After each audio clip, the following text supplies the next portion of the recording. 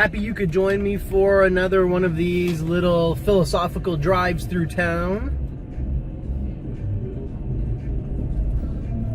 It's a fine Sunday morning, slightly overcast, and I'm heading to church. So in this video, I thought I would talk about something that is related to church, specifically the R word. Religion, in case you're wondering.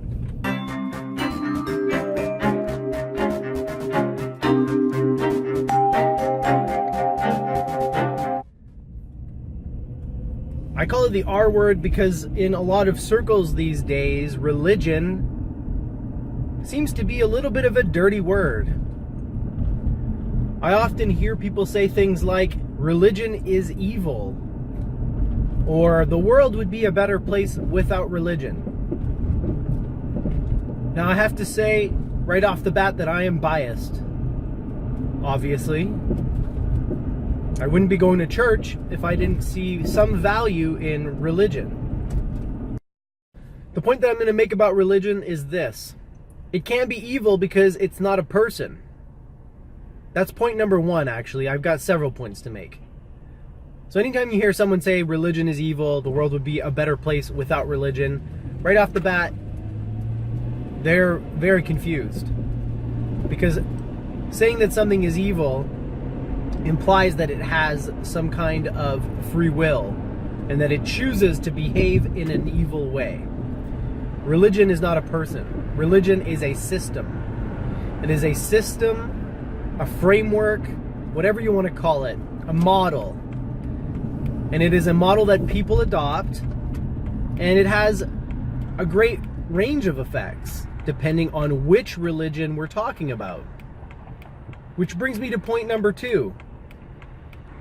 To lump all religions together into some kind of blanket statement is absolutely ridiculous. It betrays a sort of ignorance that I have been talking about in these videos since I started making them. The ignorance of the person who thinks he or she knows. To claim that all religion is evil is to claim that you have studied all religions and found all of them to be bad. And I guarantee you, the types of people who make these blanket statements haven't even studied a single religion. Because if they had, they would not be making blanket statements like religion is evil, or even blanket statements like Christianity is evil or Islam is evil. Because anybody who has studied these religions, whether by reading the scriptures or talking to people who follow those religions, will know immediately that they are not all evil. And in fact, that they are made up of different ratios of good ideas, bad ideas, and downright ugly, nonsensical ideas. You can't talk about religion unless you're talking about a very basic framework to give people certain things in their lives that they might be lacking otherwise. That's all religion is. It's a structure. Sort of like a coat rack. You can hang all kinds of things on a coat rack. Well, the specific ideas and beliefs of a religion are like those things that you hang on a coat rack. Religion is the coat rack. It's the structure. And so you can go from religion to religion and find the same structure with different things attached to it, different beliefs attached to it. The Christian coat rack has original sin. It has God is love as a belief. It has a variety of other things hanging from it, and that's what we would call the Christian religion. Although even that is a simplification, of course, because how many sects of Christianity exist in the world? Well over 1,000. You've got Presbyterians, and you've got evangelicals, and you've got Protestants, and you've got Catholics, and you've got Eastern Orthodox, and you've got all of these different groups worshiping the same guy, claiming the same truths, but disagreeing on the particulars. So this Christian sect will hang a couple different things on their coat rack, The other ones will hang a couple other different things. And because they don't have the exact same things hanging from their coat racks, they disagree and they form their own separate religions. Makes no sense to me. You're a Christian. You believe that Jesus is your Savior. You believe that Jesus was the Son of God, or maybe that even Jesus was God. These are all very minor semantical points, but they've become the focus of these groups because it's what differentiates them. But this is all off track anyway, because what I really want to talk about is religion, not a specific religion, not Christianity or Islam or Buddhism or anything like that. I want to talk about religion as a system, as a coat rack. I don't want to talk about the things that are hanging on that coat rack. Religion as a system serves many functions. Now, some people would have you believe that those functions are obsolete, or that other better institutions and systems are fulfilling those functions. For example, one of the functions of religion is to help the seeker find meaning in life. Some religions will tell you that there is a meaning hardwired into the very fabric of existence, and then they will proceed to tell you what that meaning is. Then there are other religions that will tell you there is no meaning, which in itself is a meaning. The meaninglessness of the universe is the meaning of the universe. Some religions will tell you that you make your own meaning, and that it's not hardwired and a pre-existing condition of the cosmos. It's something that humans project onto the cosmos. So these are just some examples of how different philosophies and religions deal with this question of meaning. Another function of religion is to comfort the seeker. When the seeker comes to face with different realities, like death, for example, religion will attempt to explain it or to give some kind of comfort in the face of death. Some religions do this by claiming that if you follow the right rules, you will continue to live in a different form somewhere, either in paradise, or maybe you'll be resurrected and you'll get another life on earth. There are all kinds of doctrines dealing with death, and that's one of the functions. And in fact, Joseph Campbell says the primary or the first function of mythology is helping people cope with mortality. And if you know anything about mythology, and if you've studied your ancient religions, then you'll know that religion is essentially the evolution of mythology. If you trace mythology throughout history, you will see that it branches off and becomes two separate things: philosophy and religion. Both of these come from mythology. So again, the primary function, or the first function of mythology, is to help people cope with death. I would say that's also a very important function of religion.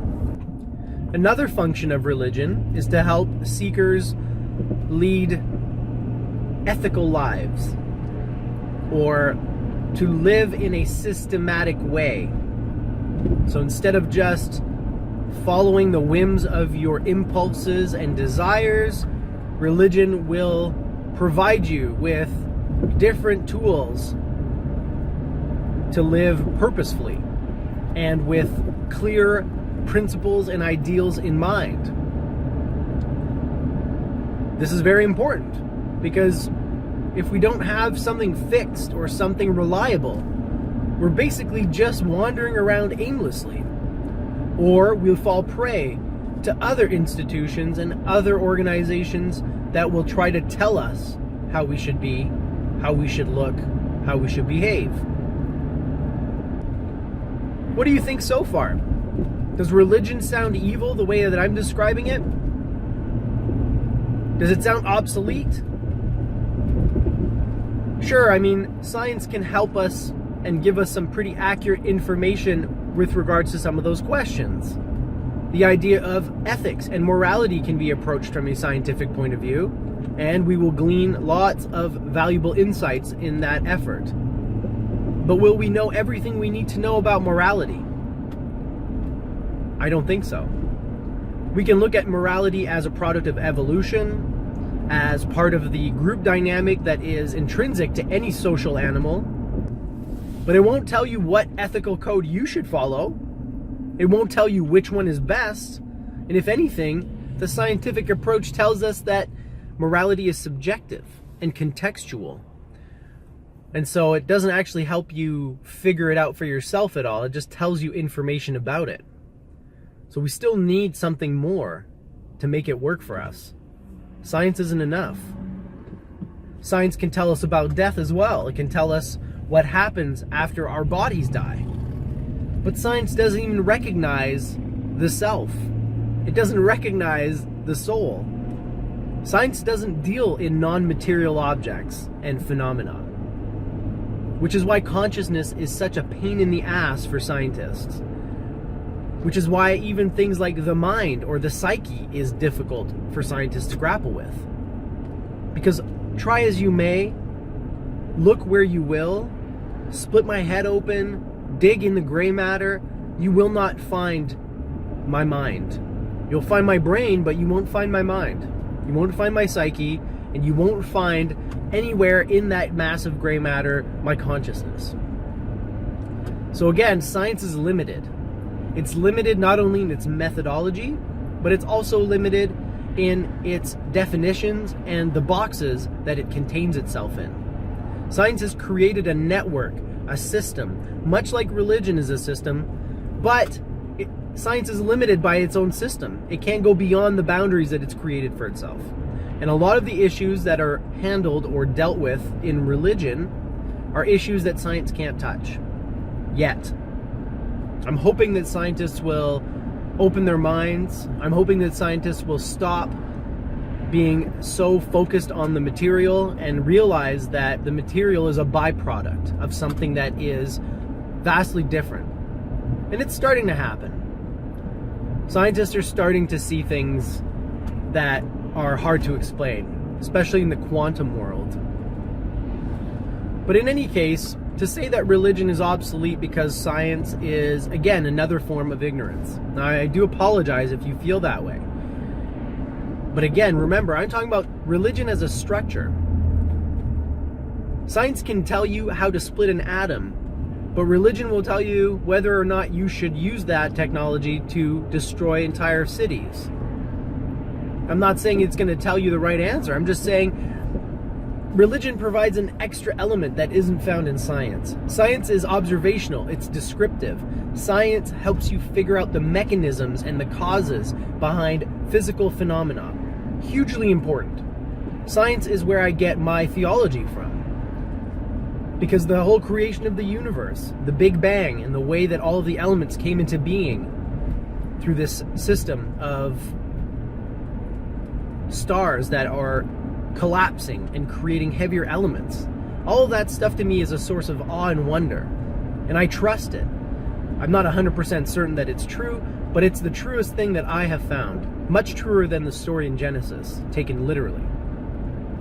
So I'm not saying that science is bad, I'm saying science is limited, and I'm saying that religion is limited, and together they make a great couple. So anytime someone tells you that religion is obsolete or it's evil, remember this video. Religion is not evil, it's not a person. Religion is a system, it's a framework, and ultimately the individual believer is responsible for the things that they hang on those frameworks. The beliefs and ideas that they hang on those coat racks. So instead of talking about the evil of religion, talk about the evil of humans. Because if there is evil, that's where it resides. It's not in the systems that we develop. It's not in the books that were written thousands of years ago, although there certainly are some pretty gross ideas and beliefs in those books. Ultimately, it resides in the hearts of men and women. Mostly men, I'm sorry to say. But, so, don't demonize religion. Don't demonize the tool. The tool is not responsible for the actions of the user. A lot of things can be done in the name of religion. A lot of things can be done in the name of political ideologies as well. There's all kinds of ways that we can justify our shitty behavior, but ultimately it falls on us. It's not on the system or the tool or anything else. All right. I made it safe and sound. So I'm going to check out. I'm going to go in and do my thing. And I will talk to you guys next time. Live well, my friends.